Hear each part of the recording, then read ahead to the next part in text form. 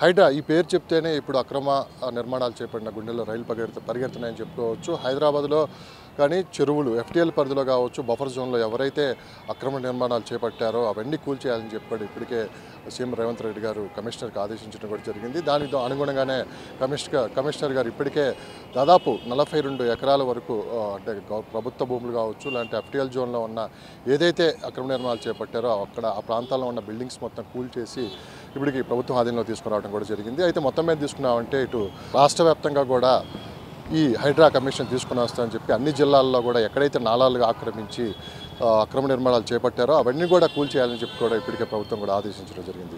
ఇదే ప్రజల నుంచి పెద్ద ఎత్తున హర్షం వ్యక్తం చేస్తున్నారు. మరోపక్క రాజకీయంగా కూడా ఇది కాస్త వేడెక్కిందని చెప్పుకోవచ్చు. మరి కొంతమంది దీన్ని విమర్శిస్తుంటే మరి కొంతమంది దీన్ని స్వాగతిస్తున్నారు. మొత్తం మీద పబ్లిక్ అసలుకి ఈ హైడ్రా గురించి ఏమనుకుంటున్నారు? నిజంగానే ఇట్లాంటి పెద్ద వరదలు వచ్చినప్పుడు నిజంగానే హైదరాబాద్ కొన్ని కాలనీలు అయితే మునిగిపోతున్నాయి. నాలాలు పూర్తిగా తొలగించేసి అక్కడ నిర్మాణాలు చేపట్టడం వల్ల ఫ్లడ్స్ పెరిగిపోతున్నాయి హైదరాబాద్లో. ఇక ముందు ఇలాంటివి జరగకుండా అన్ని చర్యలు తీసుకోవాలని చెప్పి కూడా కమిషనర్ రంగనాథ్ గారికి అయితే స్పష్టమైన ఆదేశాలు ముఖ్యమంత్రి గారు ఇవ్వడం కూడా జరిగింది. అయితే ఒక పవర్ఫుల్ ఆఫీసర్ రంగంలో దిగితే ఎలా ఉంటుందో ఇప్పుడు హైడ్రా కమిషన్ రూపంలో రంగనాథ్ గారు చూపిస్తూనే ఉన్నారు. ఇప్పటికే చాలా వరకు బఫర్ జోన్లో కావచ్చు, ఎఫ్టీఎల్ పరిధిలో ఎక్కడైతే ఎఫ్టీఎల్ పరిధిలో అక్రమ నిర్మాణాలు చేపట్టారో అవన్నీ కూల్చేస్తున్నారు కూడా. ఇప్పటికే కొంతమందికి నోటీసులు కూడా ఇవ్వడం జరిగింది, కొంత టైం కూడా కేటాయించడం జరిగింది. అంటే 1 మంత్లోగినా ఇవన్నీ వాళ్ళ సొంతంగా వాళ్ళు కూల్చేయకపోతే స్వయం హైడ్రా అనే రంగంలో దిగి ఆ నిర్మాణాలన్నీ కూల్చేస్తామని చెప్పుకోవడం జరిగింది. అయితే ఏవైతే నిర్మాణాలు కూల్చేస్తున్నారో ఆ ఖర్చు మొత్తం కూడా ఆ బిల్డింగ్ ఎవరైతే అక్కడ నిర్మించారో వాళ్ళనే ఆ ఖర్చు కూడా భరించాలని చెప్పి కూడా ఇప్పటికే కమిషనర్ చెప్పడం కూడా జరిగింది. అసలు పబ్లిక్ ఏమనుకుంటున్నారు హైడ్రా కమిషన్ గురించి? ఎందుకంటే గతంలో ఇట్లాంటి కమిషన్లు వచ్చాయి, బట్ అడపా నిర్మాణాలను కూల్చేశారు. కానీ ఇంత పెద్ద ఎత్తున అయితే ప్రజలు కూడా సపోర్ట్ చేస్తూ ఉన్నారు. నిర్మాణాలు ఎక్కడున్నా కానీ మొత్తం కూల్చేయాలని చెప్పారు. నిన్న మొన్న కురిసిన వర్షాలకు కూడా కేవలం రామ్నగర్లో ఒక చెరువు కావచ్చు, రామ్నగర్లో ఒక నాలా మీద కట్టిన కొన్ని నిర్మాణాలు తొలగించడం వల్ల ఆ రామ్నగర్ని కూడా మనం కాపాడాము వరదల నుంచి అని చెప్పి ముఖ్యమంత్రికి ఈరోజు ప్రెస్ మీట్లో చెప్పడం కూడా జరిగింది. మరోపక్క ముఖ్యమంత్రి గారు ఒక మాట అయితే అన్నారు, హైదరాబాద్లోనే కాదు అన్ని జిల్లాలలో కూడా ఈ హైడ్రా కమిషన్ తీసుకొని వస్తాము, అన్ని జిల్లాలో అవసరమైతే న్యాయపరమైన ఇబ్బందులు ఉంటాయి అవి కూడా పరిష్కరించుకొని ముందుకెళ్లాలని చెప్పి కూడా అన్ని జిల్లా కలెక్టర్లకు అయితే ఆయన ఆదేశించడం జరిగింది. అసలు హైడ్రా గురించి పబ్లిక్ ఏమనుకుంటున్నారు వాళ్ళ మాటలు అడిగి తెలుసుకునే ప్రయత్నం చేద్దాం. సార్, ముందుగా హైడ్రా అంటే ఇక రాష్ట్ర చరిత్రలోనే ఇంత సీరియస్గా అక్రమ నిర్మాణాలు కూల్చేయటం ఇదే అని మొదటిసారి అని చెప్పి కూడా అంటున్నారు. అంటే కొన్ని అయితే బఫర్ జోన్లో ఎఫ్టీఎల్ పరిధిలో పెట్టడం వల్ల కొంత ఫ్లడ్స్ అనేది హైదరాబాద్ మీద ఎక్కువ చూపిస్తున్నాయి అంటున్నారు. మీ అభిప్రాయం? నిజానికి ఇది ఎప్పుడో చాలా సంవత్సరాల క్రితమే చేయాల్సిన పని అండి. నేను చాలా అంటే కట్టుకున్న వాళ్ళకి బాధగా ఉంటుంది, కానీ ఇట్లాంటి ఒక మంచి నిర్ణయం తీసుకున్న గవర్నమెంట్కి, ముఖ్యమంత్రి రేవంత్ రెడ్డి గారికి, ఆ కమిషన్ చైర్మన్ గారికి, రంగనాథ్ గారికి అందరికీ ప్రత్యేక ధన్యవాదాలు తెలియజేస్తున్నానండి. ఎందుకంటే మనం వెళ్ళే రహదారులు కానివ్వండి, మనం వాటర్ సోర్స్ వెళ్ళే డ్రైనేజీలు కాలువలు కానివ్వండి, ఈ చెరువులు అవన్నీ కూడా మనం ఎక్కడైతే దగ్గరికి తీసేసుకుని మనం ఆక్రమించుకుని మనం కట్టుకుంటే అందరూ ఆక్రమించుకున్న వాళ్ళు ఉండరండి. అట్లా మన దారులు, నీటి వనరులు, డ్రైనేజీ వ్యవస్థ, వాటర్ బయటికి వెళ్ళాలనే సోర్స్ని ఎప్పుడైతే మనం రోజు రోజుకి కుదింపజేస్తామో, ఇంత పెద్ద సిటీ ఇంత బాగా డెవలప్ అయింది. ఉన్న అవుట్స్కట్స్లో కూడా గండిపేట కానివ్వండి, జలాశయాలు అన్నీ కూడా ఉన్నాయి. ఇవన్నీ మనం సిటీ ఒక పక్క మూసీ నది ఉందండి, ఒక పక్క మనకి సిటీ మధ్యలో హుస్సేన్ సాగర్ ఉందండి. ఇవన్నీ వరదలు వచ్చేస్తున్నాయి. సో ఇవన్నీ కింద ఉన్న వాళ్ళందరికీ ఎఫెక్ట్ అవుతాయండి. మన పైన ఉన్నాం. అట్లాగే చాలామంది తెలుసో తెలియకో చాలా డబ్బు ఖర్చు పెట్టి వెచ్చించి కట్టుకుంటారు, వాళ్ళకి నష్టం జరుగుతుందండి. ఆ నష్టం తీవ్రంగానే ఉంటుంది. కానీ నేను స్వాగతిస్తున్నానండి, వెరీ హ్యాపీ. వాళ్ళకి బాధగా ఉండొచ్చు, కానీ ఇటువంటి మనం ఆక్రమించుకుని కట్టుకోవడం, ఏదైతే మన పరిధిలో ఉన్న వాటిని మనం కట్టుకోవడంలో తప్పు లేదండి. మనం ప్రతిదాన్ని ఫ్లోర్ మీద ఫ్లోర్ వేసి లేదంటే దారులన్నీ మూసుకుంటా పోతాం మంచిది కాదండి. నేనైతే స్వాగతిస్తున్నాను. హ్యాట్సాప్ తెలంగాణ గవర్నమెంట్ అండ్ మరి అధికారులకు కూడా. కానీ సమయం అడుగుతున్నారండి, నిజమే. అది కొంచెం ఒక నెల 2 months 3 months సమయం ఇస్తే వారి సామాన్లు, వారి ఎక్విప్మెంట్ అంతా షిఫ్ట్ చేసుకునే సమయాన్ని ఇవ్వాలి. మరి అధికారుల పరిధిలో ఏముందో అధికారులకి ఉంటాయని నాకు అయితే అధికారాలను బట్టే వెళ్తారండి. ఆ సమయం అయితే కేటాయించాల్సిన అవసరం గవర్నమెంట్కి ఉందండి. వారి నిర్ణయాన్ని మనం తప్పుపట్టలేం, కానీ కొంచెం సమయం కేటాయించి వారికి తీసుకుంటే బాగుంటుందండి. అది చేయడం అనేది చాలా కరెక్ట్ అండి, సమయాన్ని కేటాయించాలి. సామాన్యుల నుంచి సెలబ్రిటీస్ వరకు పొలిటికల్ లీడర్స్ కూడా ఎవరైనా అధికార పార్టీ కావచ్చు, ప్రతిపక్ష పార్టీ కావచ్చు, ఎవరిని కూడా వదిలిపెట్టకుండా ఎటువంటి వాళ్ళకి అవకాశం ఇవ్వకుండా కూల్చేయమని చెప్పి స్పష్టమైన ఆదేశాలు ఇవ్వడం జరిగింది. రీసెంట్గా మనం తీసుకుంటే నాగార్జున కన్వెన్షన్ కూడా కూల్చేయడం జరిగింది. సో ఎవరిని వదలొద్దు అని చెప్పి కూడా ముఖ్యమంత్రి గారు చాలా స్పష్టంగా చెప్పడం జరిగింది. ఒక హైదరాబాద్లోనే కాదు, జిల్లాల్లో కూడా హైడ్రా చట్టాన్ని తీసుకొని వస్తాము.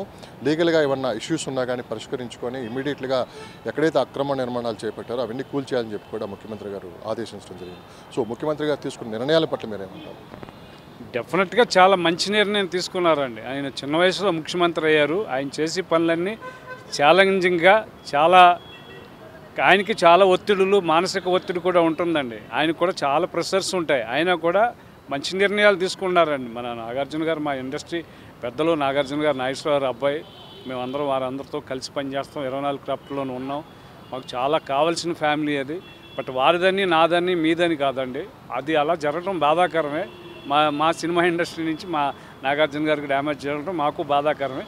బట్ ఏదైనా నిర్ణయాన్ని స్వాగతించాలండి, అందరం కూడా స్వాగతించి. మీరు అన్నట్టుగా ఎందుకు వెంటనే టైం ఇవ్వట్లేదంటే టైం కొంచెం ఇచ్చి ఉండాల్సిందని. మరి వారి పరిధిలో ఏమున్నాయో, అధికారాలు ఏమున్నాయో మాకు అంత పూర్తిగా అవగాహన లేదు. సో డిస్ట్రిక్ట్స్లో కూడా నిజమేనండి. ఎందుకంటే గ్రామాల్లో ఆల్సో మనం మా గ్రామానికి వెళ్తే మాది ఆంధ్రప్రదేశ్, మేము తెలంగాణలో సెటిల్ అయిపోయామండి ఫిల్మ్ ఇండస్ట్రీ. గ్రామాల్లో కూడా చూసుకుంటే మనం మా స్వగ్రామానికి వెళ్తే ఎవరో చనిపోయారని వెళ్తే చుట్టూరు చెట్లు వచ్చేసినాయండి రోడ్ల మీద. ఒకప్పుడు సైకిల్ మీద తిరిగాను, స్కూటర్ మీద తిరిగాను. ఇవాళ మాకు కారు వెళ్ళాలంటే ఈ పక్క ఆ పక్క పచ్చదనం ఉంది, కానీ రోడ్డు దగ్గరికి అయిపోతూ ఉందండి. మనమే దారులు మూసేసుకుని, మనమే వాటర్ సోర్స్ లేకుండా చేసేసుకుంటే ఫ్యూచర్ ఎక్కడైనా కానివ్వండి, గ్రామాల్లో కూడా ఇది చేయాలండి. దానికి కూడా మనం అందరూ కూడా ఓటు వేయాలండి. దానికి ఏది గ్రామాల ప్రక్షాళన చేయడానికి రహదారులు కానీ, డ్రైనేజీ వ్యవస్థను కానీ మూసుకుంటూ పోతే గ్రామాల్లో కానివ్వండి, ఎక్కడైనా కానివ్వండి, మనం దారులు మూసుకోవద్దు. మనకి ఏవైతే వనరులు ఉన్నాయో, ప్రకృతి సహజమైన వనరులు ఉన్నాయో వాటిని మనం ఇచ్చేయకూడదండి. ఎక్కడైనా కానీ, గ్రామం అవనివ్వండి, సిటీ అవనివ్వండి, చిన్న టౌన్స్ అవనివ్వండి, ఎక్కడైనా కూడా దాన్ని మనం కరెక్ట్గానే చేస్తున్నారండి. చాలా పర్ఫెక్ట్గా చేస్తున్నారండి. హ్యాట్సాప్ టు రేవంత్ రెడ్డి గారు, గవర్నమెంట్ అధికారులు, ఆల్సో పోలీస్ వ్యవస్థ అధికారులు. మనకు చాలా బాధగా ఉంటుందండి. మన ఇల్లు కూల్చేస్తున్నారు, మనం ఎక్స్ట్రా కట్టాము, టైం ఇవ్వట్లేదని. కొంచెం టైం ఇవ్వాలి, అది మరి వారికి పరిధిలో ఉంటుందో దాని గురించి నాకైతే అవగాహన లేదు. థ్యాంక్ యూ అండి, నమస్తే. హైడ్రా కమిషన్ తీసుకొని వచ్చి ప్రజల నుంచి అయితే విశేష స్పందన అయితే వస్తుంది. ప్రభుత్వానికి పూర్తి మద్దతు అయితే ప్రకటిస్తున్నారు. మరో పక్క తీసుకున్నామంటే అంటే సామాన్యులుగా కొంత టైం ఇచ్చి ఈ కూల్ చేస్తే బాగుండని చెప్పి కూడా కామన్ మ్యాన్లు అయితే చెప్తున్నారు. అసలు పబ్లిక్ ఈ హైడ్రా గురించి ఏమనుకుంటున్నారు? ఈరోజు ముఖ్యమంత్రి గారు ఒక హైదరాబాద్లోనే కాదు, జిల్లాల్లో కూడా ఈ హైడ్రా కమిషన్ తీసుకొని వస్తామని చెప్పి కూడా అన్నారు. సో మొత్తం మీద ఈ హైడ్రా కమిషన్ 1 మంత్ నుంచి అంటే రాష్ట్ర వ్యాప్తంగా పెద్ద చర్చకైతే దారితీసింది. ఇతర రాష్ట్రాల్లో కూడా హైడ్రా కమిషన్ తీసుకొని రావాలని చెప్పి కూడా మిగతా రాష్ట్ర ముఖ్యమంత్రులు కూడా ప్రయత్నాలు అయితే చేపట్టినట్టు కూడా తెలుస్తుంది. మొత్తం మీద హైడ్రా కమిషన్ చూస్తుంటే మీకు ఏమనిపిస్తుంది? రాష్ట్ర ముఖ్యమంత్రి తీసుకున్నటువంటి నిర్ణయం సబబుగానే ఉంది, కానీ దాన్ని చాలా విజయవంతంగా అనేకమైనటువంటి అడ్డంకులు వస్తూ ఉంటాయి. పెద్దవాళ్ళు ఉంటారు, దీంట్లో చాలా చిన్నవాళ్ళు ఉంటారు. ఇద్దరిని మరి దాన్ని ఏ విధంగా విజయవంతంగా తీసుకెళ్తారనేది కొంచెం మరి చాలా సంక్లిష్టమైనటువంటి విషయం ఇది. నా దృష్టిలో రేవంత్ రెడ్డి గారు ఒక స్టాన్స్ తీసుకుంటే దాని మీద నిలబడేటువంటి మనిషిగా నాకున్న పరిచయం, నాతో కూడా శాసనమండలిలో కూడా ఆయన సహచరుడిగా ఉండటం కూడా జరిగింది. సో ఈ నిర్ణయం ఖచ్చితంగా అభినందనీయమే. ఏంటంటే హైదరాబాదులో వర్షాకాలంలో చూసినట్లయితే రోడ్లన్నీ కూడా మునిగిపోవటం, కాలనీలన్నీ కూడా జలమయం అయిపోవటం, జనం అందరూ కూడా హాహాకారాలు చేసేటువంటి పరిస్థితుల్లో ఉన్నటువంటి సమయంలో ఈ నిర్ణయం తీసుకుంటాం ఎంతైనా అభినందనీయమే అని చెప్పి నేను అంటాను. కానీ ఇదే పట్టు చివరి వరకు ఉండాలని కూడా నేను వారికి ప్రత్యేకంగా తెలియజేస్తూ ఉన్నాను. ఇవాళ చూశాను, ఖమ్మం వెళ్ళినప్పుడు కూడా ఈ విషయంలో కూడా ఆయన మాట్లాడినట్టుగా చూశాను నేను టెలివిజన్లో. మరి జిల్లా స్థాయిలో కూడా ఇప్పటి నుంచి అయినా కనీసం కను తెరిచి రాబోయేటువంటి రోజుల్లో మరి ఇటువంటి విపరీతమైనటువంటి వర్షాలు వచ్చినప్పుడు కానీ, లేకపోతే వర్షాలు వచ్చిన పరిస్థితుల్లో ప్రజలు సురక్షితంగా ఉండాలనేటువంటి భావనతో కనుక ఈ చర్యలు చేపట్టినట్లయితే జిల్లా స్థాయిలో కూడా అది మంచి పని అని అనుకుంటా ఉన్నా. ముఖ్యంగా అసలు వారికి పర్మిషన్ ఇచ్చినప్పుడే ఇవన్నీ కూడా అడ్డంకులు పెట్టాలి. పర్మిషన్ ఇచ్చి రిటైర్ అయిపోయి వెళ్ళిపోయిన వాడు బాగుంటాడు. దీనిలో అనేక చేతులు మారుతూ ఉంటాయి. మున్సిపల్ కార్పొరేషన్లో కావచ్చు, లేకపోతే మున్సిపల్ స్థాయిలో ఉన్నటువంటి అనేకమైనటువంటి సిబ్బంది కానీ, చిన్న స్థాయిలో ఉన్నటువంటి వ్యక్తులు కానీ వారు చేసేటువంటి వారు ఇచ్చేటువంటి పర్మిషన్స్ అన్నీ కూడా అప్పటికి వారికి ఏదో లబ్ధి కోసం చేసి ఈ విధమైనటువంటి కారణానికి కారణభూతులు అవుతున్నారనేటువంటిది నా ప్రగాఢమైన విశ్వాసం. మరి ఖచ్చితంగా రేవంత్ రెడ్డి గారు ఇదే పట్టుదలతో, ఇదే దీక్షతో కనుక చేసినట్లయితే ఇది ఒక ఐ ఓపెనర్. యావత్ భారతదేశంలో ఉన్నటువంటి ఇతర రాష్ట్రాలు కూడా మీరు చెప్పినట్లుగా ఖచ్చితంగా దీన్ని ఇప్పటి నుంచైనా చాలా చిత్తశుద్ధితో, అంకిత భావంతో చేసినట్లయితే మంచి ఫలితాలు వస్తాయి, ప్రజలకి సురక్షితంగా ఉంటారనే దాంట్లో ఏ విధమైనటువంటి సందేహం లేదు. రేవంత్ రెడ్డి గారు హైడ్రా కమిషనర్గా రంగనాథ్ గారిని తీసుకొచ్చారు. ఒక సిన్సియర్ ఐపీఎస్ ఆఫీసర్ రంగంలో దిగితే ఏ విధంగా ఉంటుందో ఒకసారి చూస్తూనే ఉన్నారు. ఎవరు రాజకీయ ఒత్తిడికి లొంగకుండా తన పని తాను చేసుకుంటూ పోతున్నారు. సో దీని గురించి మీరు రంగనాథ్ గారు నాకు చాలా పర్సనల్గా కూడా తెలుసున్నటువంటి వ్యక్తే. అంటే రాష్ట్రం సమైక్యంగా ఉన్నప్పుడు తూర్పుగోదావరి జిల్లాలో ఆయన ఎడిషనల్ ఎస్పీగా కూడా పనిచేయడం జరిగింది, అడ్మిన్ ఎస్పీగా పనిచేయడం జరిగింది. కానీ చిత్తశుద్ధితో, అంకిత భావంతో పనిచేసేటువంటి వ్యక్తి రంగనాథ్ నా దృష్టిలో. ఆయనకి ఈ చైర్మన్గా పెట్టడం అనేటువంటిది అది చాలా మంచి నిర్ణయంగా నేను భావిస్తూ ఉన్నా. అటువంటి వ్యక్తులు కనుక మరి చేతులు కనుక ఇటువంటి హైడ్రా కనుక ఉన్నట్లయితే ఎవరికీ భయపడకుండా రూల్స్ని పాటిస్తూ రాష్ట్రానికి, ప్రజలకి, అందరికీ కూడా మంచి పేరు తీసుకొచ్చే విధంగా చేస్తాడంట్లో ఏ విధమైనటువంటి అనుమానం లేదు, సంశయం కూడా లేదనేటువంటిది నా భావన. ఖచ్చితంగా విజయవంతంగా రంగనాథ్ గారు దీన్ని చేయగలరని భావిస్తాం. సార్, గతంలో చాలామంది ముఖ్యమంత్రులు లాంటి కమిషన్లు తీసుకుని వచ్చినా కానీ పెద్దగా అడపాదడపా కనిపించింది, కానీ ఇంత సీరియస్గా యాక్షన్లోకి అయితే ఎవరు రాలేదు. సో ముఖ్యమంత్రి గారి మీద కూడా తీవ్రమైన ఒత్తిళ్ళు ఉన్నాయి. అటు రాహుల్ గాంధీ దగ్గర నుంచి కూడా ఫోన్లు చేపించినా కానీ ముఖ్యమంత్రి గారు ఎక్కడ వెనక తగ్గట్లేదు. సో రాజకీయంగా కొంత నష్టపోతున్నాను తెలిసి కూడా ఆయన నిర్ణయానికే కట్టుబడి అన్నారు. సో సరంగా మీరు కూడా ఒక సీనియర్ పొలిటికల్ లీడర్, సో మీరు కూడా రేవంత్ రెడ్డి దగ్గర నుంచి చూశారు మీరు. సో ఆయన తీసుకున్న నిర్ణయాల పట్ల ఆయన ఎట్లా నిబద్ధత ఉంటారు? నేను ఆయన రాష్ట్ర ముఖ్యమంత్రిగా పగ్గాలు పట్టిన కాడి నుంచి కూడా చాలా మార్పులు తీసుకొస్తూ ఉన్నాడు. అందరికీ ఏదో చేయాలనేటువంటి తపనతో ఉన్నాడు. దాంట్లో ఏ విధమైనటువంటి ఇబ్బంది లేదు. మరి అతనితో ఉన్నటువంటి సహచరులు కూడా చాలా చిత్తశుద్ధితోనే పనిచేస్తూ ఉన్నారనేది నాకు అభిప్రాయం. ముఖ్యంగా చూసినట్లయితే ఇది కత్తి మీద సాము లాంటిది. ఇది చిన్న విషయం కాదు. ఇది అది ఇప్పుడు రాహుల్ గాంధీ గారి దగ్గరికి వెళ్ళినా, సోనియా గాంధీ గారి దగ్గరికి వెళ్ళినా ఇటువంటి వాళ్ళు పార్టీలో ఉన్న వాళ్ళని కూడా స్పేర్ చేయలేదంటే అతని చిత్తశుద్ధి ఇక్కడ కనిపిస్తూ ఉంది. పార్టీలో కూడా చాలా అగ్రశ్రేణి నాయకులందరూ కూడా కొట్టేయడం కూడా జరిగింది అంటే అది చిత్తశుద్ధి, అంకితభావం లేకుండా ఎవరు కూడా చేయలేరు. మరి అతను ఖచ్చితంగా దీంట్లో సక్సెస్ అవుతారనేటువంటి నా ప్రగాఢమైనటువంటి విశ్వాసం. ఫైనల్గా అంటే సామాన్యుల బిల్డింగ్సే కనపడుతున్నాయా, పెద్ద పెద్ద వాళ్ళ బిల్డింగ్స్ ఎందుకు కొట్టట్లేదని చెప్పి ఒక ప్రశ్న అయితే లేవనెత్తుతున్నారు. సో వాళ్ళ మీద చర్యలు ఉండవా అని చెప్పి అంటున్నారు. దీన్ని ఎట్లా చూడవచ్చు? ఇప్పుడు గండిపేట ప్రాంతంలో ఉన్నటువంటివన్నీ కూడా పెద్దవాళ్ళే కానీ చిన్నవాళ్ళే కాదుగా. దాంట్లో కాంగ్రెస్ వాళ్ళు ఉన్నారు, ప్రముఖులు ఉన్నారు, ఇంకా పేర్లు అందరూ నాకు తెలిసిన వాళ్ళే. ప్రముఖులే కూడా కొట్టేసిన తర్వాత మిగిలిన వాళ్ళని స్పేర్ చేస్తారని నేను అనుకోవట్లేదు. ఇక్కడ చిన్న పెద్ద అనేటువంటిది లేదు. ఖచ్చితంగా అది అందరికీ ఒక యూనిఫామ్గా చేయాలనేటువంటి భావనతో ముందుకు వెళుతున్నాడు అనేటువంటిది నేను చూస్తున్నటువంటి విషయం. అదేవిధంగా ముందుకు వెళితే మాత్రం విజయవంతంగా ఖచ్చితంగా సక్సెస్ఫుల్గా అతను అనుకున్నది సాధించగలడనేటువంటిది నా ప్రగాఢ విశ్వాసం. ఫైనల్గా మీరు ఏం చెప్పదలుచుకున్నారు? హైడ్రా అనే పదం, హైడ్రా అంటే hydra possesses so many tentacles. Hydra అనేటువంటిది జువాలజీలో ఒక యానిమల్ నేమ్. ఇది ఇన్వర్టిబ్రేట్స్ అంటారు.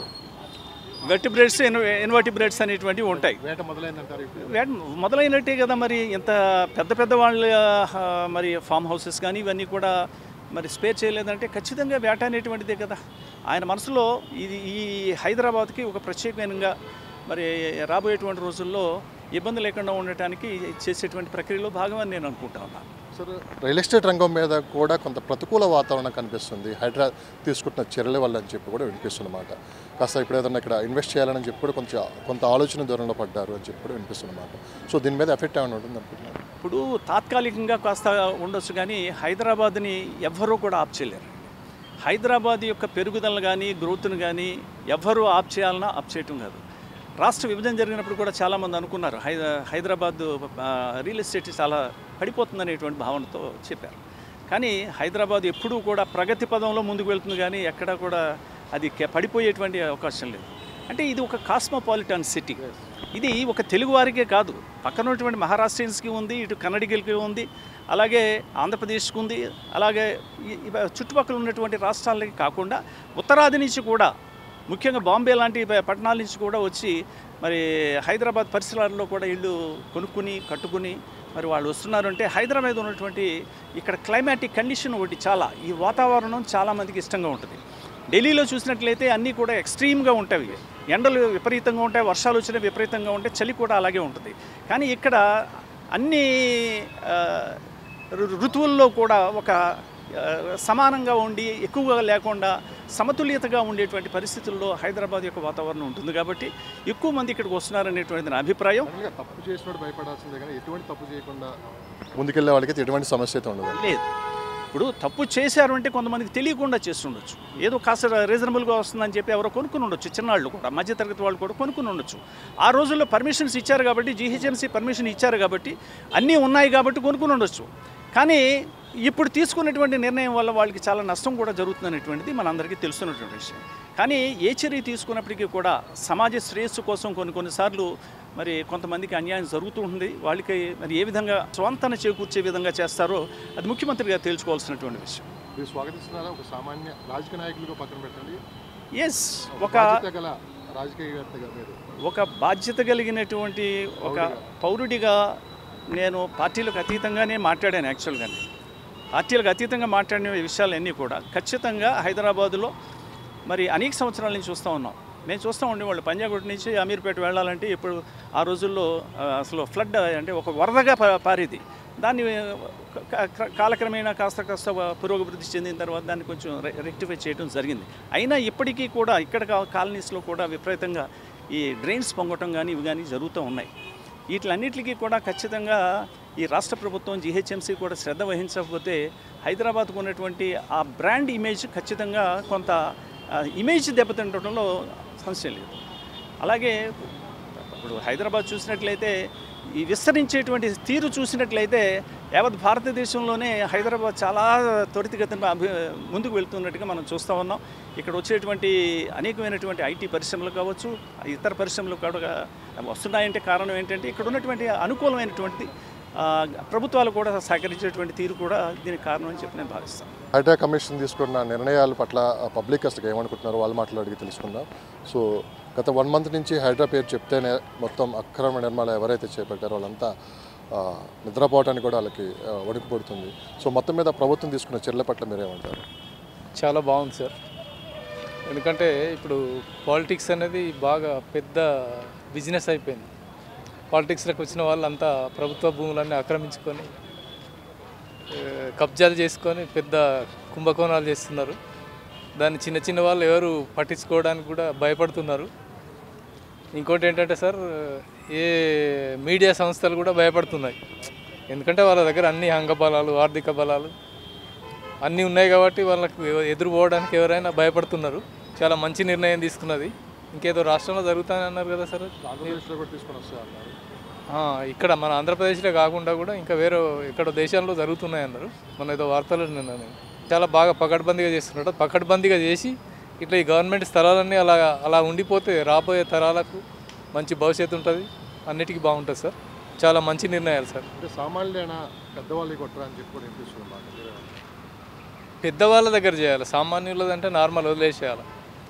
సామాన్యుడు బతకడానికే పని చేసుకుంటాడు. వాడు సామాన్యుడు ఎక్కడ చిన్నది ఆక్రమించుకున్నా కూడా వాడి దగ్గర ఎప్పుడైనా బయటకు తీస్తారు.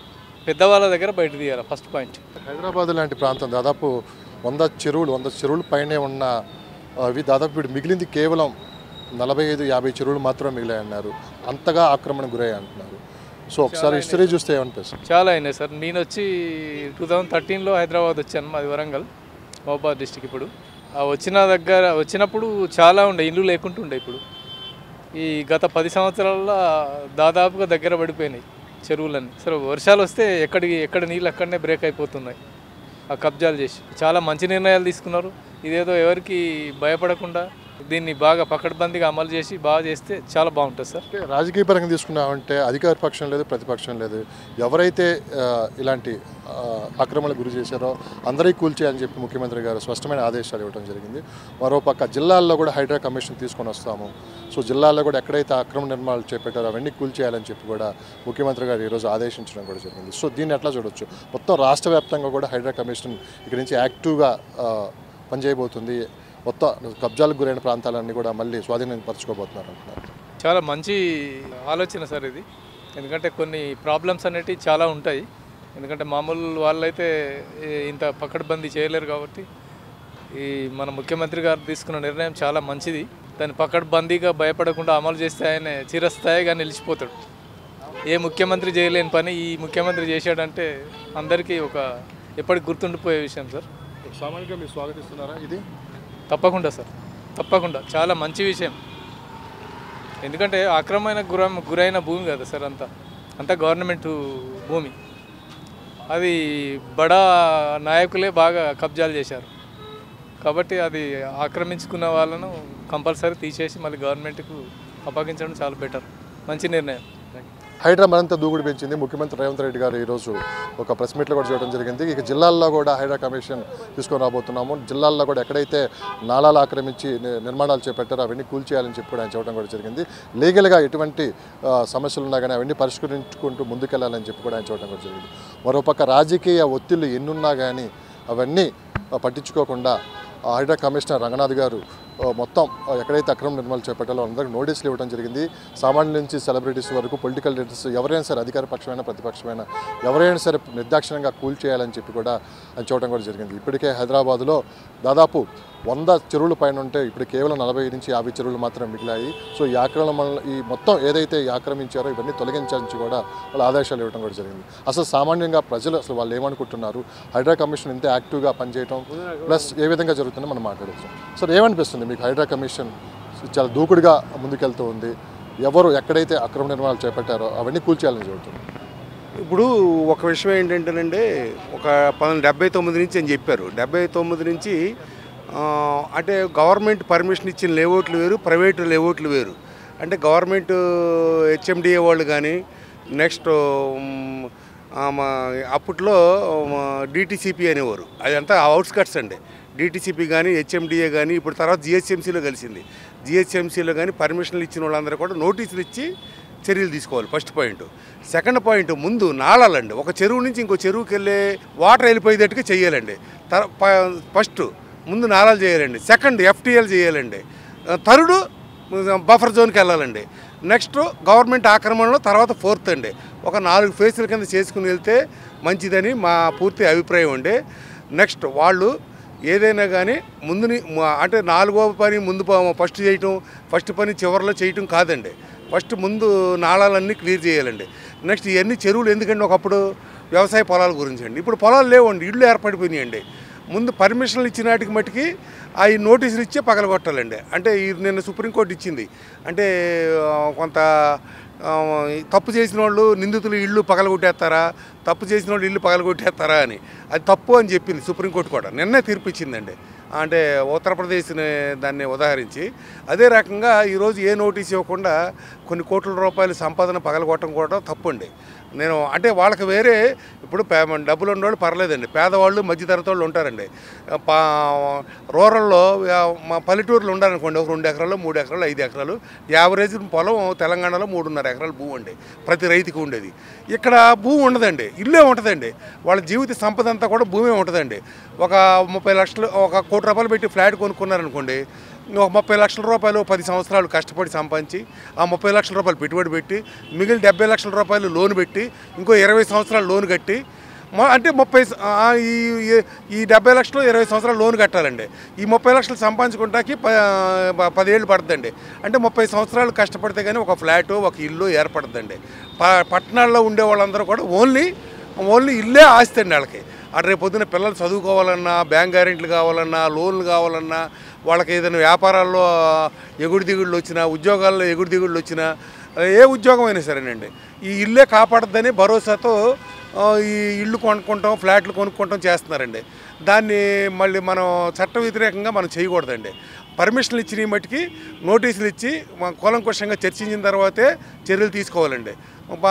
ఈలోపు ముందు నాళాల మట్టుకి ఒక చెరువు నుంచి ఇంకో చెరువుకి వెళ్ళేటట్టు మట్టుకి అది క్లియర్గా నాళాల మీద ఎంత పెద్దవాళ్ళు ఉందో తీసేసి చేయాల్సిన బాధ్యత ప్రభుత్వం మీద ఉందండి. మీరేమంటారు సార్? నేను హైకోర్టు అండ్ సుప్రీంకోర్టు అడ్వకేట్గా చెప్తున్నానంటే, ఏదైతే మనం ఇప్పుడు చర్యలు తీసుకుంటున్నారో సాహసోపమైన చర్య ముఖ్యమంత్రి గారు బాగానే తీసుకున్నారు. కాకపోతే ఇంతకు మునుపు ఉన్న అధికారులు 2008 నుండి ఈ నాలాల పరిరక్షణ కానీ లేకపోతే చెరువు పరిరక్షణ కానీ FTL పరిరక్షణ కానీ ఏది జరగటం లేనిది గుర్తింపు ఈ రోజుది కాదు. 2008 నుంచే కేసులు పడుతూనే ఉన్నాయి.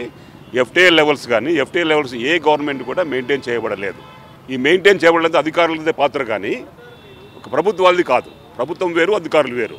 ఆ ప్రభుత్వంలో ఉన్నప్పుడు అధికారులు వాళ్ళ పరిధిలోకి వస్తారు, అంతేకాని ఈ అధికారులందరూ శిక్షించకుండా ఈరోజు ప్రభుత్వం ఏకపక్షాన ఏదైనా కానీ నోటీసులు ఇవ్వకుండా అని చెప్పి అంటున్నారు కదా. నోటీసులు ఏదో తప్పని తెలిసినప్పుడు నోటీసులు ఇచ్చినా ఇవ్వకపోయినా కూడా FTL లెవెల్లో కట్టుకోవడం అనేది అది తప్పే. ఏదైనా కానీ చట్టరీత్యా వేరు, మానవ దృక్పథ వేరు. మానవ దృక్పథంతో ఒకవేళ ప్రభుత్వం అలా ఆలోచిస్తే వాళ్ళకి పర్యావరణంగా ఏదైనా కానీ వాళ్ళకి పునరావాసం కల్పించిన తర్వాత ఇలాంటి చర్యలు తీసుకోబడితే ప్రజల చేత హర్షించబడతారని చెప్పి నేను కోరుకుంటున్నాను. లీగల్గా కొన్ని ఇష్యూస్ కూడా ఉన్నాయంటున్నారు. సో గతంలో అధికారులు ఎవరైతే పర్మిషన్ ఇచ్చారో వాళ్ళందరి మీద కూడా యాక్షన్ తీసుకోవాలని చెప్పి కూడా వాళ్ళు డిమాండ్ చేస్తున్నారు. 100% రైట్ ఇది. ఎందుకంటే ఏ నాలాలో ఉన్నట్టుగా కానీ ఏ FTL లెవెల్లో ఉంది కానీ చిన్న మామూలుగా అన్ని రకాలుగాను కరెక్ట్గా ఉన్నటువంటి కొలతలు ఉన్నటువంటి పర్మిషన్ కావాలన్నా కూడా ఈరోజు అధికారులు చేజాపుతున్నారు. ఎవరు లంచాలు లేకోకుండా ఏ పర్మిషన్ ఇవ్వటం లేదు. ఎందుకు డీవియేషన్, ఎందుకు వైలేషన్స్, ఎందుకు? ఈ వైలేషన్ అరికట్టాల్సింది ఎవరు? ప్రభుత్వాలు కాదు. ప్రభుత్వంలో పనిచేసినటువంటి అధికారులు. ప్రభుత్వం 5 ఏళ్ళు ఉంటుంది, తర్వాత ఇంకో ప్రభుత్వం వస్తుంది. అప్పుడు ఎవరు తప్పవుతుంది? ప్రభుత్వం తప్పవుతుందా, అధికారులు తప్పవుతుందా? అధికారులను గవర్నర్ చేసేది ప్రభుత్వాలు సరిగా గవర్నర్ చేయలేదని చెప్పి నేను చెప్తున్నాను.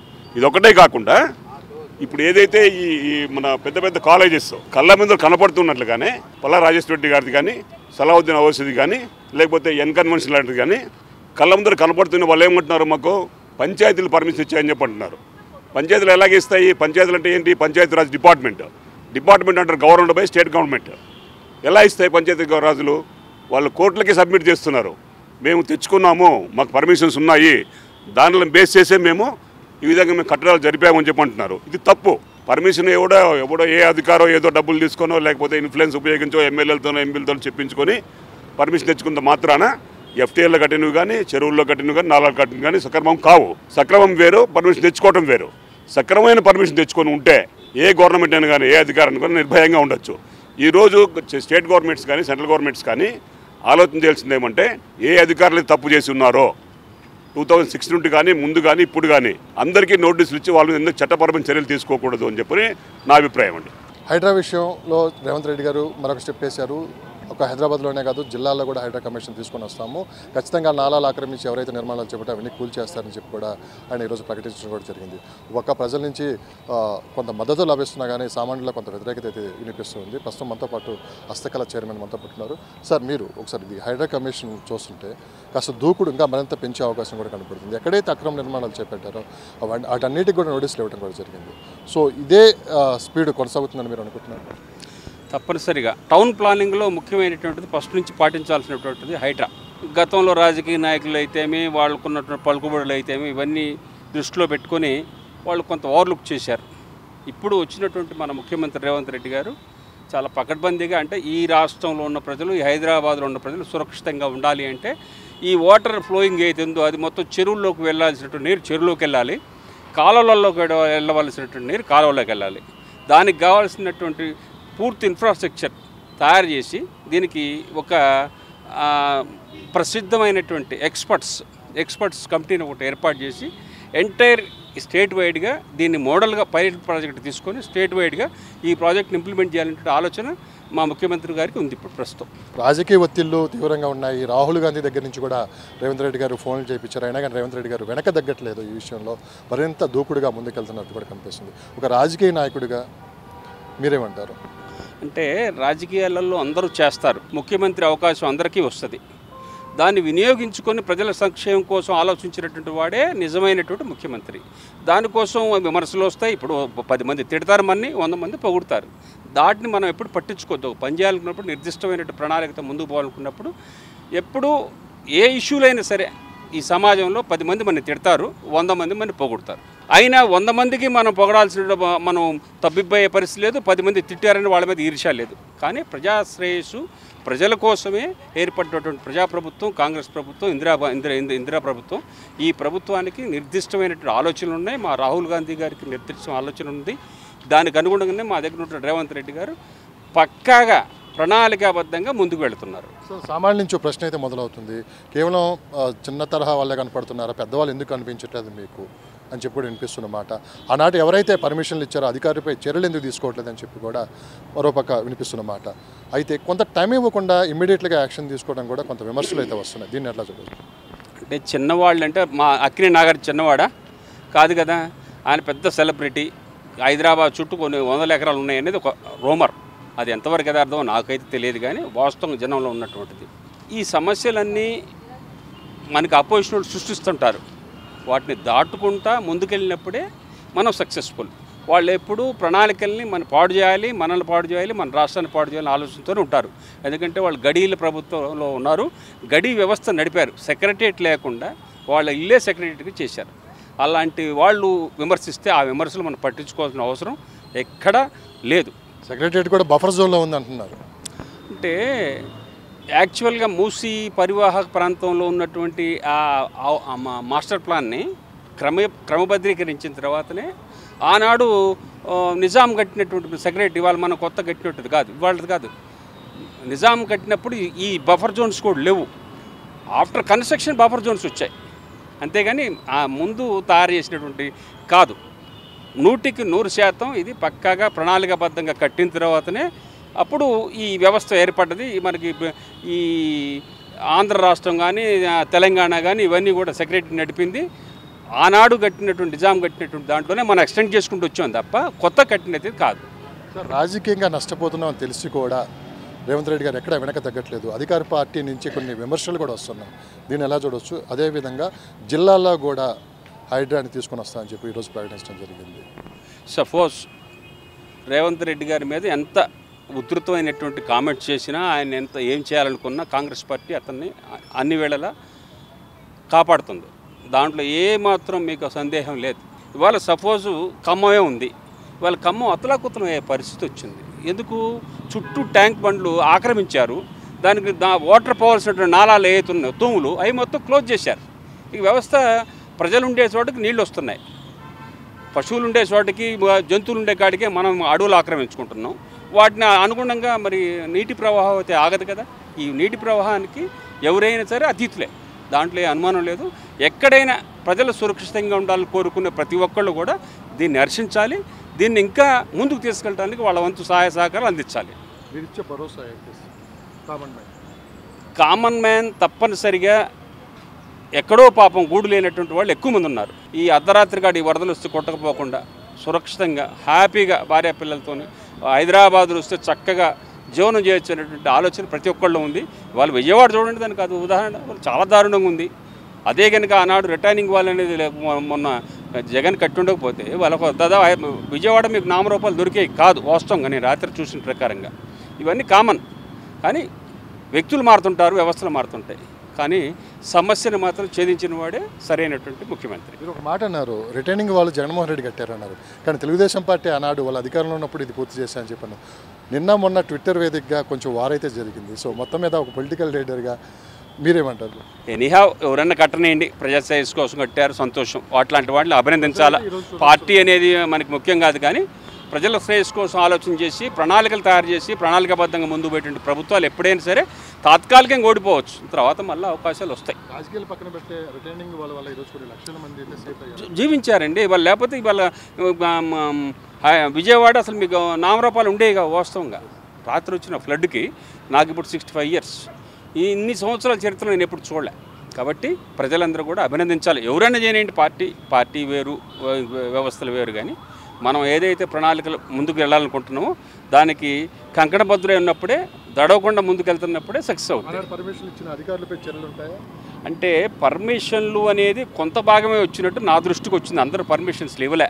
ఇప్పుడు సపోజు కొన్ని మనం చూస్తున్నాం భూదాన్ ల్యాండ్స్, నో పర్మిషన్స్, కట్టుకోవటం వాళ్ళకి డబ్బులు ఇచ్చుకోవడం తప్ప వాడు లీగల్ ఎక్కడ మనకి పేపర్ మీద రాసిలే జరిగింది. అది ఈ నాలాల మీద వీటి మీద బఫర్ జోన్స్లో కూడా ఎక్కడ పర్మిషన్స్ లేవు. ఎవరన్నా కావాలని క్రియేట్ చేసుకుని ముఖ్యమంత్రి గారు వెళ్ళిపోతుండో ఆయన దగ్గర సంతకాలు పెట్టుకుంటూ చెప్పలేము. కానీ నాకు తెలిసి అయితే మాత్రం ఎవరు ఏ ఆఫీసర్ కూడా ఎవడు ఇచ్చిన వాళ్ళ కర్మ ఇప్పుడు అనుభవిస్తున్నారు. 4 దొరికారు. దీన్ని రాజకీయ కోణంలో చూసే వాళ్ళకి రాజకీయ కోణంలో ఎప్పుడు చూసే వాళ్ళకి ప్రతిదీ మంచిది ఎప్పుడు చెడుగా అనిపిస్తుంది, చెడు ఎప్పుడు మంచిగా అనిపిస్తుంది. అది వాళ్ళ తత్వం. రైట్. హైడ్రా విషయంలో ముఖ్యమంత్రి గారు ఎక్కడ వెనక తగ్గట్లేదు. రేపు మాపో జిల్లాల్లో కూడా హైడ్రా కమిషన్ తీసుకుని వస్తారని చెప్పడం కూడా జరిగింది. సార్ మీరేమంటారు? అంటే హైడ్రా విషయంలో కొంతమంది సపోర్ట్ చేస్తే మరికొంతమంది దీన్ని వ్యతిరేకిస్తూ ఉన్నారు. కొంత టైం అయితే ఇచ్చి ఈ కూల్చివేతలు అయితే చేపట్టాలని చెప్పడం అంటున్నారు. మీ అభిప్రాయం? ఒకటి, భారతీయ జనతా పార్టీ స్పష్టంగా చెప్తుంది, అసలు దీనికి మూల కారణమైనటువంటి మూలం ఎక్కడుందో దాన్ని తీయాలి, దాన్ని వెతకాలి. ఎందుకంటే అధికారులు ఎందుకు పర్మిషన్ ఇచ్చారు? ఈ కాంగ్రెస్ ప్రభుత్వం ఉన్నప్పుడే ఈ చెరువులన్నీ కూడా కబ్జా జరిగినాయి, నాలాలు కబ్జా జరిగినాయి. అప్పుడు ఏం చేశారు? ఇప్పుడు చేస్తున్నా నేను తప్పని అనడం లేదు, మా పార్టీ కూడా తప్పని అనడం లేదు. ఎక్కడైతే పేదవాళ్ళు ఉన్నారో, నిరుపేదలు ఉన్నారో, కూలీడాలు చేసుకునేటటువంటి వాళ్ళు ఎవరైతే ఉన్నారో 30-40 సంవత్సరాల నుంచి వాళ్ళు చిన్న పూరి గుడిసెల నుంచి చిన్న ఇల్లు కట్టుకున్నటువంటి వాళ్ళు ఏదైతే ఉన్నారో వాళ్ళ గురించి ఆలోచించమని భారతీయ జనతా పార్టీ చెప్తుంది. ఎవరైతే చెరువుల మీద కబ్జా పెట్టి చెరువులను మూసేసి చెరువుల్ని ఉన్నటువంటి అంత డంపింగ్ యార్డ్ అంతా కూడా పెట్టేసి ఏదైతే ఇల్లు కట్టారో, గెస్ట్ హౌజులు కట్టుకున్నారో, ఫామ్ హౌజులు కట్టుకున్నారో, విలాసవంతమైనటువంటి నివాసాలు ఏవైతే చేసుకున్నారో, లేకుంటే ఫంక్షన్ హాల్స్, కమ్యూనిటీ హాల్స్ ఏవైతే కట్టారో వీటి మీద తగిన చర్య ఏ ప్రభుత్వమైనా ఎప్పుడో తీసుకోవాల్సి ఉండే. గత ప్రభుత్వము ఎందుకు మరి ముందు అడావిడి చేసి బీఆర్ఎస్ ప్రభుత్వం, కేసీఆర్ ప్రభుత్వం, కేటీఆర్ నేతృత్వంలో ఎందుకు ముందు అడావిడి చేసి వాటిని ఎందుకు ఆపేశారు? దీన్ని కూడా ఆ ప్రభుత్వంలో ఉన్నటువంటి ఇప్పుడున్నటువంటి ఎమ్మెల్యేలు సమాధానం చెప్పాలి. ఊరికే ఒకరి మీద బట్టగాలు చేస్తామంటే కాదు. భారతీయ జనతా పార్టీ అందుకనే చెప్తుంది, ఒక స్పష్టమైనటువంటి అవగాహనతోని అన్ని రాజకీయ పార్టీల అభిప్రాయం సేకరించి దీనిపైన తగు చర్య తీసుకోవాలని చెప్పని మేము డిమాండ్ చేస్తాం. జిల్లాలో కూడా తీసుకొని వచ్చే కార్యక్రమం కూడా చేపట్టారన్నారు. జిల్లాలో కూడా నాలాలు అయితే ఎవరైతే ఆక్రమించి నిర్మాణాలు చేపట్టారో అవి కూడా లీగల్గా ఏమన్నా ఉన్నా కానీ అన్ని క్లియర్ చేసుకొని కూల్చేయాలని చెప్పి ఆదేశించడం జరిగింది. ఈనాడు మనం ఖమ్మం చూస్తున్నాం. ఖమ్మం ఏ రకంగా మునిగిపోయిందో మనం చూస్తున్నాం. వరంగల్ ఏ రకంగా, పాత వరంగల్ కానీ పాత ఖమ్మం కానీ ఈ రెండు కూడా ఏ రకంగా ఈనాడు మునిగి మనుషుల ప్రాణాలతో చెలగాడమన్నటువంటి దాన్ని ఎందుకు ఇంతవరకు గమ్మున ఊరుకున్నారు? ఈనాడు ఖమ్మంలో 3 మంత్రులు ఉన్నారు, వరంగల్లో 2 మంత్రులు ఉన్నారు. ఎందుకు పట్టించుకోవడం లేదు? ఎందుకు ఇంతకుముందు దీని మీద చర్య సరైనది తీసుకోలేదు? ఎవరు దీన్ని ఆ చెరువులు కబ్జా చేశారో? ఈనాడు ఎవరైతే 2 మంత్రులు ఉన్నారో వాళ్ళు అంతకుముందు గత ప్రభుత్వంలో కూడా ఎంపీ, మినిస్టర్గా ఉన్నారు 2 అందులో. అప్పుడు ఎందుకు చర్యలు తీసుకోలే? అప్పుడు నిమ్మకు నీరెత్తినటువంటి ఖమ్మం మొత్తం కబ్జా అవుతుంటే ఎందుకు గమ్మున ఊరుకున్నారు? చెరువులన్నీ పూడ్చేసి అక్కడ పెద్ద పెద్ద భవంతులు కడుతుంటే ఎందుకు ఊరుకున్నారు? సో వీటన్నిటి మీద కూడా అప్పుడు ఇచ్చిన అధికారులు, అప్పుడు చేసినటువంటి మంత్రులు ఎవరైతే ఉన్నారో వీళ్ళు రాజకీయ నాయకుల యొక్క అండదండలు ఎవరైతే ఉండనో వాళ్ళ మీద కూడా చర్య తీసుకోవాలని భారతీయ జనతా పార్టీ డిమాండ్ చేస్తున్నాం. కానీ ఈ విషయంలో అసలుకి బీజేపీ స్టాండ్ ఏంటంటే మీరేం చెప్తారు? తప్పనిసరిగా సమర్థిస్తున్నారా దీన్ని? అసలుకి మేము సమర్థిస్తున్నామా అనేది మా యొక్క నాయకులు స్పష్టంగా చెప్పడం జరిగింది. తప్పనిసరిగా చెరువుల్ని కబ్జా అయినటువంటి వాటిని మళ్ళీ పూర్వవైభవం చెరువులు తీసుకురావాల్సిందే, హార్వెస్టింగ్ ఉండాల్సిందే, పంట పొలాలు జరగాల్సిందే. అదే రకంగా కాలనీలు, ఇళ్ళు మునిగిపోకుండా ప్రజలు ఆరోగ్యవంతంగా ఉండాల్సిందే. దీనిపైన సరైనటువంటి సమగ్రమైనటువంటి ఆలోచనతో పనిచేయాలని ఈ రాష్ట్ర ప్రభుత్వానికి భారతీయ జనతా పార్టీ సూచన చేస్తుంది. నా నుంచి ఒక ప్రశ్న అయితే మొదలవుతుంది సార్. కొంత టైం ఇచ్చి కూల్చివేతలు చేపడితే బాగుండని చెప్పి కూడా అంటున్నారు. దీనిపై మీరు బీజేపీ నాయకులుగా మీరే? టైం అనేది పెద్ద టైంతో వచ్చే ఒరిగేది ఏమి ఉండదు. కాకపోతే ఆల్టర్నేటివ్ ఉన్నటువంటి వాళ్ళు చూసుకోవడానికి అవకాశం ఉంటుంది. కాబట్టి ఇప్పుడు నేనేమంటున్నానంటే మజ్లీస్ వాళ్ళు ఏదైతే ఫాతిమా మెడికల్ కాలేజ్ ఉందో దాన్ని ఎందుకు కూలుస్తలేరు? అడావిడిగా పేదవాడిది మనమ్మ కాలనీ అయితే ముషీరాబాద్లో ఉన్నటువంటి మనమ్మ కాలనీ నాల మీద ఉన్నదని చెప్పని మీరు కూలగొట్టారు. అదే అసదుద్దీన్ ఓవైసీ, అక్బరుద్దీన్ ఓవైసీ వాళ్ళ కుటుంబానికి సంబంధించినటువంటి ఆస్తులు ఏవైతే ఉన్నాయో చెరువులలో కట్టారు, స్వయాన చెరువులలో. దాని మీద ఎందుకు చర్య తీసుకోవడం లేదని నేను భారతీయ జనతా పార్టీ డిమాండ్ చేస్తాను. సో భారతీయ జనతా పార్టీ ముందు ఈ హైడ్రాపై ఎలాంటి మేము తప్పనిసరిగా సమగ్రమైనటువంటి మా కమిటీ, మా అధ్యక్షుల వారు కూడా వేస్తారు. దానిపైన అన్ని ఆలోచించి సమగ్రమైనటువంటి ఆలోచనతో మేము ముందుకు వస్తాం. సార్ నమస్తే. నమస్తే. ఏంటి హైడ్రా కమిషన్ గురించి మీరు ఏంటి? హైడ్రా కమిషన్ గురించే. అసలు ఈ హైడ్రా కమిషన్ ఇప్పుడు అపాయింట్ చేస్తారు, కానీ అది అన్ని ఊర్లు నీళ్లు రోడ్లు అన్నీ మునిగిపోయిన తర్వాత వీళ్ళకి తెలివి వచ్చింది. అసలు అది ఈ పని ఎప్పుడో చేయాల్సింది. ఇష్టం వచ్చినట్టు కడుతూ ఉంటే ఏం చేశారు ఇన్నాళ్ళు గవర్నమెంట్? ఇన్ని గవర్నమెంట్లు ఉన్నాయి, ఏమైంది? ఎవడు ఏం పట్టించుకోలేదు. ఇప్పుడేమో ఇది పట్టించుకునేటప్పుడు ఒక్కొక్కడు అబ్బో నాది కొట్టేశారు పెద్ద పెద్ద బడాబాబులు. చెరువులు లో కూడా కట్టేసి నాలాలో కట్టేస్తే నీళ్లు తాగడానికి ఎక్కడి నుంచి వస్తాయి అసలు చెప్తున్నా. మళ్ళీ సమ్మర్ వచ్చేటప్పటికి నీళ్లు లేవు, తాగడానికి నీళ్లు ఉండవు. చెరువుల మీద పెర్మిషన్ ఇచ్చింది మాట ఎవరిని తీసుకొచ్చి నిలబెట్టి నడి రోడ్డు మీద ఇంత దారుణమా? ఈ హైడ్రా ఎప్పుడో చేయాల్సింది. అసలు హైడ్రా అవసరమే లేదు. మొదటి నుంచి మున్సిపాలిటీ గవర్నమెంట్ జాగ్రత్త పడి అసలు పర్మిషన్లు ఇష్టం వచ్చినట్టు ఇవ్వకుండా ఉంటే ఈరోజు ఈ పరిస్థితి ఏర్పడేది కాదు. అసలు తప్పెవరిది అంటారు? తప్పు అందరిది. ఎందుకంటే ముఖ్యంగా డబ్బులు కమ్ముడిపోయారు అంతే. రియల్ ఎస్టేటు అన్నీ అందరూ కుమ్మక్కయి తెలుసుండి చేసిన పని ఇది. నష్టపోతుంది ఎవరు చేసిన పని ఇది? తెలియక కాదు, గవర్నమెంట్కి తెలుసు, మున్సిపాలిటీకి తెలుసు, అందరికీ తెలుసు. ఇప్పుడేమో కళ్ళు తెరిచారు. ఏమైంది? మునిగిపోతుంది కాబట్టి ఇప్పుడు కళ్ళు తెయాల్సిన పరిస్థితి ఏర్పడింది. ముందే జాగ్రత్తగా ఉండుంటే ఇటువంటి పరిస్థితి వచ్చి ఉండేది కాదు కదా. నాలాలు లేకపోతే నాలాల మీద కట్టారు. ఇప్పటికీ అమీర్పేటలో బిఎస్ఎన్ఎల్ ఆఫీస్కి ఎదురుకుండా నాలాలు రోడ్ మీద కట్టారు. ఎవడు పట్టించుకునేవాడు లేడు. మీరు చూసిన హైదరాబాద్ ఒకప్పుడు, ఇప్పుడు హైదరాబాద్ ఎలా ఉందంటే? నేను 1953లో స్కూల్లో చదివేటప్పుడు హైదరాబాద్కి ఇప్పటికీ చాలా తేడా ఉంది. డెవలప్ అయింది, అదంతా బాగానే ఉంది. ఆ రోజుల్లో అర్ధరాత్రి ఎవరైనా మనిషి అర్ధరాత్రి రోడ్డు మీద వస్తే నిర్భయంగా రోడ్డు మీద రావడానికి స్కోప్ ఉండేది. ఇప్పుడు మగవాళ్ళే రోడ్డు మీదకి రావడానికి భయపడుతున్నారు. ఎవడు కొట్టేస్తాడో, ఏ స్కూటర్ వాడు కొడతాడో, ఏ బండి వాడు కొడతాడో, ఫుట్పాత్ మీదకి వచ్చి కూడా డ్రైవ్ చేసి అనేది మొత్తం మీద హైదరాబాద్ అప్పటి నుంచి ఇప్పటి వరకు నాలాలు కావచ్చు, చెరువులు కావచ్చు, అప్పుడు ఎలా ఉండేవి, ఇప్పుడు ఏ విధంగా ఉన్నాయి? అప్పుడు ఏంటంటే ఇంత పాపులేషన్ ఉండేది కాదు కాబట్టి అప్పుడు చాలా బాగుండేది. మేము చదువుకునే రోజుల్లో మేము సైకిల్ మీద వెళ్ళి ట్రావెల్ చేస్తుంటే రెండు వైపులా చెట్లు. యూనివర్సిటీలో చదువుకునేటప్పుడు ఆర్ట్స్ కాలేజీలో నాకు బాగా గుర్తు, సైకిల్ మీద వెళ్తుంటే ఎండాకాలం ఏమనిపించేది కాదు. రెండు వైపులా చెట్లు రోడ్డు మీద, నల్లగొండ దాటిన దగ్గర నుంచి ఇక్కడ. అటువంటిది ఇప్పుడు హైదరాబాద్ ఎట్లా తయారైపోయిందంటే చాలా దారుణంగా తయారైంది. ఈ డ్రగ్స్ ఇవన్నీ, తర్వాత ఇవేంటి దోపిడీ, ఇటువంటివన్నీ తయారయ్యాయి. అంతకుముందు అటువంటివి ఏమీ లేవు. మీరు ఇంట్లో తలుపులు ముఖ్యమంత్రి గారు తీసుకున్న నిర్ణయాలను మీరు సమర్థిస్తున్నారా? ఇప్పుడు ముఖ్యమంత్రి గారు తీసుకున్న నిర్ణయాలు నేను ఖచ్చితంగా సమర్థిస్తాను.